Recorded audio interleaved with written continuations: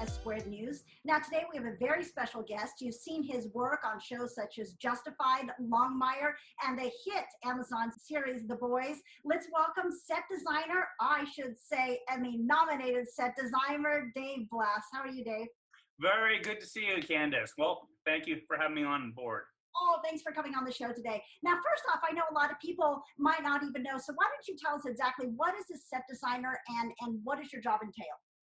A set designer or a production designer is the person who is in charge of creating the look and the design of a TV series or a movie. It deals a lot with the set construction, the locations, visual effects, so all that falls under my purview of things that we help do. So if you imagine reading a book and you read something like a Harry Potter, and you imagine we go to Hogwarts, well, how do you shoot that? How do you bring that to life? And that's what a production designer does. It's a combination of finding the right location, building some sets, and working with the visual effects team to create anything that you can't build in reality. Well, what type of tools and programs do you use to bring these sets to life? Because we're all about tech here. And what type of technology you use to implement? I'm a big fan of the program SketchUp, which is a readily available program for a lot of the young viewers out there who want to get into doing this. It's something that is easily accessible and can teach people how to work in a 3D program. And then you move from there up to some more specialized programs. A lot of the folks I'm working with now are using a program called Rhino.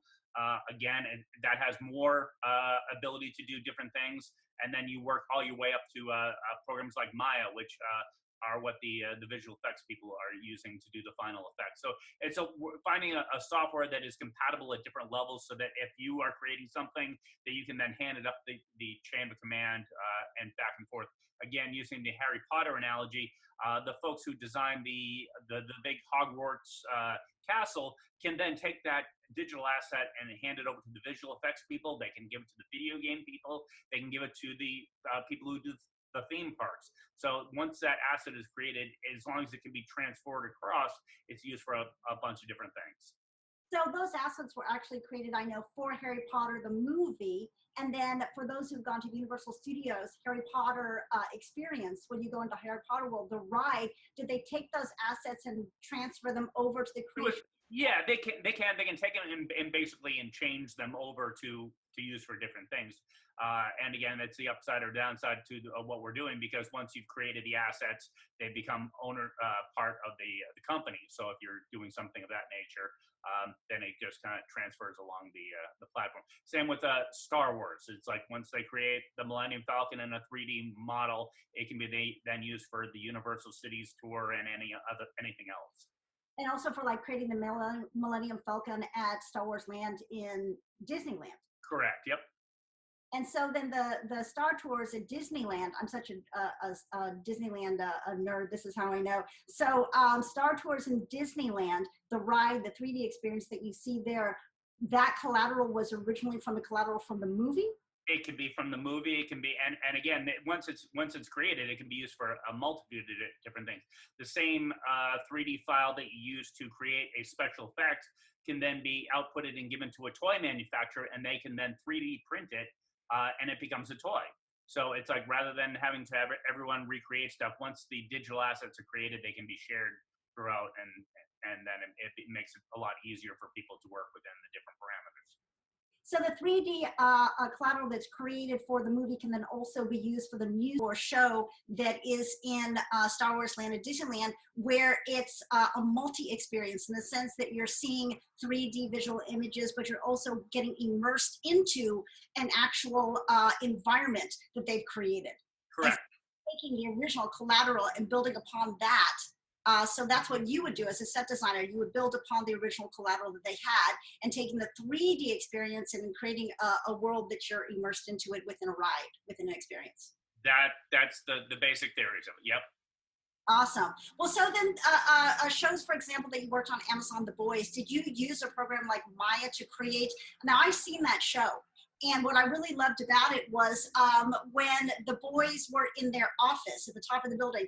And I know that you were responsible for designing and creating the office building. It looked like a sphere. It was absolutely amazing. So how did you go about using programming to create that set? That set was created using a bunch of different programs, and that one we used a lot of SketchUp because it was less of a digital asset that needed to be given to anyone else because we basically created the interior of the building. The advantage of using SketchUp in that format was that the show itself was shot in Toronto, but all the writers and executives were in Los Angeles. We were emailing back and forth. So we would create a 3D walkthrough where you could virtually walk through the set, and we would send that to the producers in Los Angeles so they could say, oh, well, we want a longer hallway, we want more of this, more of that. And then they were able to chime in, and we would make changes and send it back and forth. SketchUp allows for you to do things a lot quicker, so we were able to do that on the fly and make changes and send it back to them the same day. Maya is a more complicated program. It takes a little bit more time, but you get higher quality. But when you're just talking initial concepts, it's a lot easier to do something that's quicker and easier. Oh, that's amazing. So now let's bring it back to what's going on right now, considering the pandemic is going on. So many people are saying that pandemic has basically put a stop to all production in Hollywood right now. So are you still able to work on projects right now remotely at home, and are using these platforms to continue moving the ball forward even though we're not technically on set? Yes, I was in a Zoom meeting the other day with 27 people. And then with with Zoom and with all these different things, we're able to virtually share desktops with each one of our designers so that I can look at their work that they're doing, whether it's drafting or a rendering or a concept piece of art, and the artist can share, and I have people working all over the country, and they're sharing their work with me, and I'm making notes on working on it hourly. So 100%, and there's lots of shows that are working and gearing up to continue working. A lot of shows, visual effects, it's a lot of people sitting at keyboards, so they're able to continue working on now, even though everyone's kind of stopped down and people are working individually in their own little cubicles, which are now their homes and their apartments. So that's a lot of shows are working and moving forward. So special effects is moving forward, but what do you think is going to happen? Like basically right now we have content that we've already created, and that content is being released right now, but we're going to continue to see new content until we don't have any more content.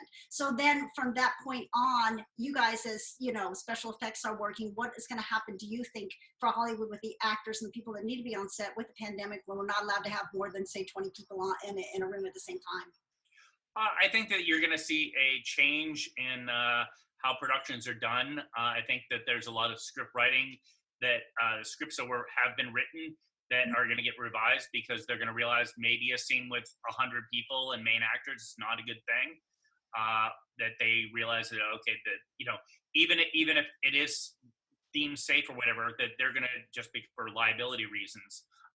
It's going to be one of those things, because the challenge is with a big studio is that, you know, it's a liability issue. It's like they're hiring the extras, so they are responsible for the safety of the extras. So that's not something that they want to do. And also the idea of having your multi-million-dollar actors and having people with makeup and whatnot, and on some of these, you know, things like Star Wars, you know, prosthetic makeups where someone is in a makeup chair for 3 hours at a time.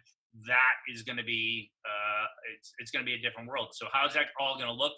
I don't know. It's gonna change, but I think you're gonna see a lot more shows with two people sitting in a bar talking, and hopefully with some great dialogue. So we'll see how that develops. Well, you know, I wonder what's going to happen is the platforms are going to start looking to other sources rather than the big studios, where they're going to look, the power will basically be in the hands of the people again that have the ability to create content, and they can use their own technology to be able to, people that are creating content for social media and for their own purposes on YouTube or whatever, these people, if they have the technology that they can create content, I wonder if larger platforms are going to be seeking them out in the future rather than the larger studios.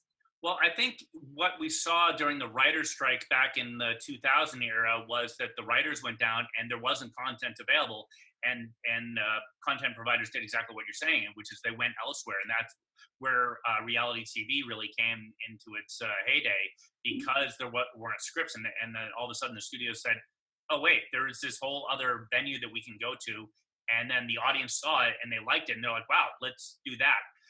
I also think that you're going to see a lot of content that has been, for lack of a better term, sitting on the shelf that is brought out and shown as new, and whether it be features or TV shows or things like that, it's going to be okay. This wasn't really a great thing, but now we have it, so let's pump it out there.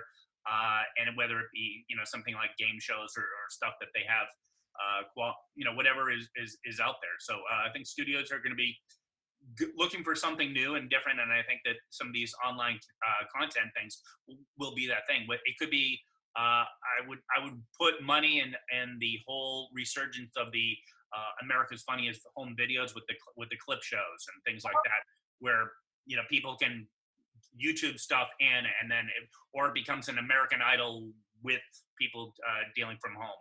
So I think that there's opportunity for that type of world, because I think one of the interesting thing is you see a lot of these people and doing their online content that are getting incredibly creative, and there's makeup tutorials where people do the brush into the camera, and then all of a sudden they transform into a character or something, and it's like people are innately creative, and I think that this gives them an opportunity to do a lot of that great stuff. Absolutely. Now, Dave, we know that you're on a top secret project that you're working on now that we can't mention, and can't say anything about, although I wish I could. Could you at least tell us a little bit about the programming that you're using to create some great new innovative CGI, some new, special effects that we have not seen before, because we're very excited about it. Well, the industry is so top secret now.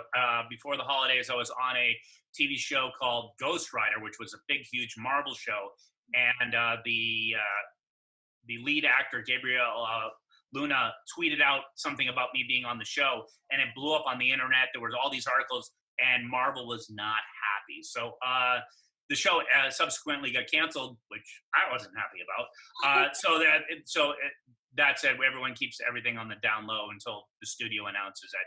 But right now, again, I'm getting deep into Rhino, and actually switching to after about 30 years, switching over to PC from Macintosh, because a lot of artists, digital artists, and everything I've talked to have been very upset with Macintosh for not keeping up on their pro platforms. They've just announced their big tower thing that is supposed to be for professionals, and it's too expensive, too much everything, and not enough power. So everyone is switching over to PCs. So that's my new thing is getting into that. And there's so many more options and whatnot for the gaming communities and things like that. So the software there and the computers are really amazing. So I've been getting into doing that and working with Rhino, and that's a new program. Again, part of the challenge is finding the new great thing that's out that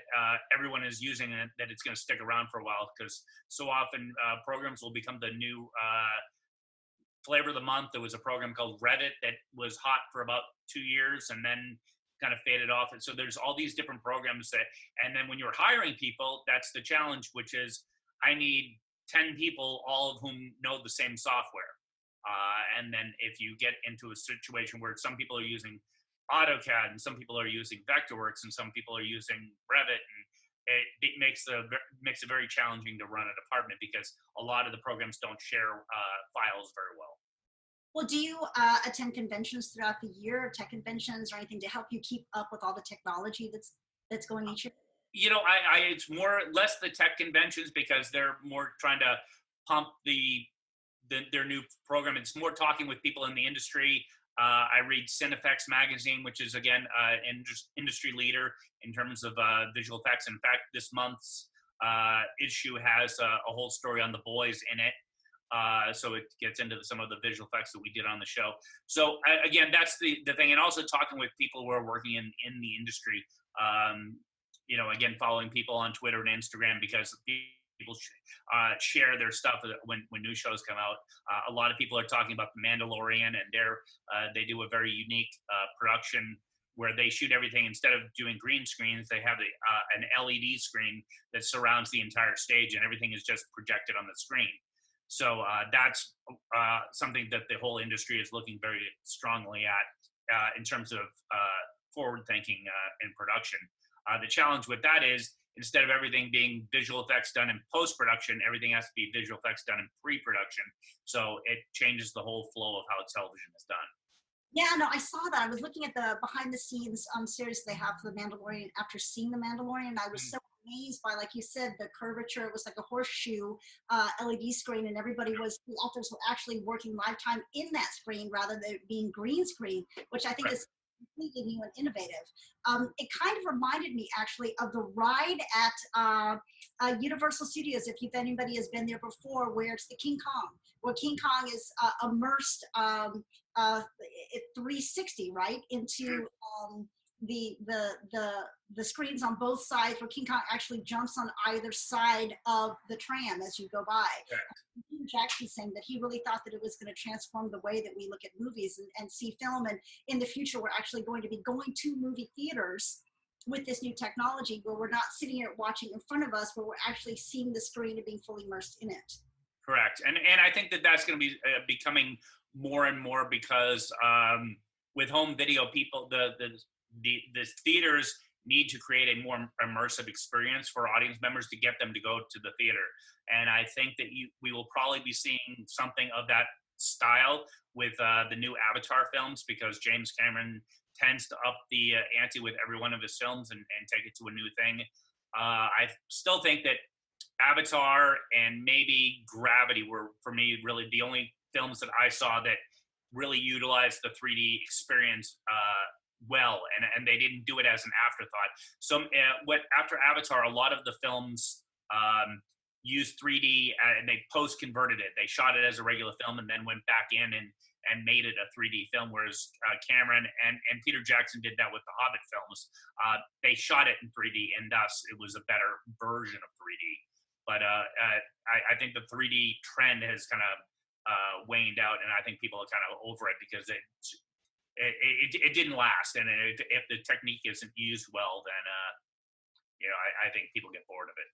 Well, yeah, it almost becomes a gimmick rather than something that's truly new and a fully immersive experience. Because, that actually brings another point up too, is I think what is going to make people go back to the theaters after we are in this pandemic now, and people would rather stay home. You can push a button, see your movie on demand. So what is going to be different and new and exciting and make the theater a different experience than the home theater experience that we're having now?